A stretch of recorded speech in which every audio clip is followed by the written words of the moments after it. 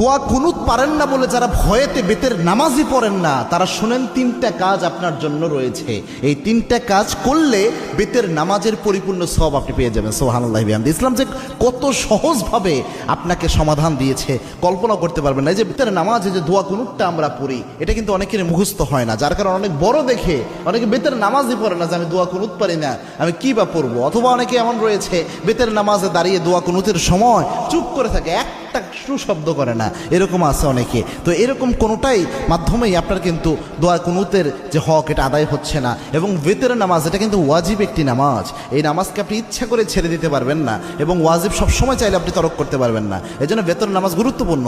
এবং কি আল্লাহর হাবিব সাল্লাল্লাহু আলাইহি ওয়াসাল্লাম বলতেন, ইন্নাল্লাহা বিতরুন ইউহিব্বুল বিতরা, আল্লাহ রাব্বুল আলামিন নিজে বেজরকে আল্লাহ রাব্বুল আলামিন নিজে ভালোবাসেন। সুবহানাল্লাহ। এবং আল্লাহর হাবিব সাল্লাল্লাহু আলাইহি ওয়াসাল্লাম সফর অবস্থায়ও প্রায় সময় চেষ্টা করতেন বেতের নামাজ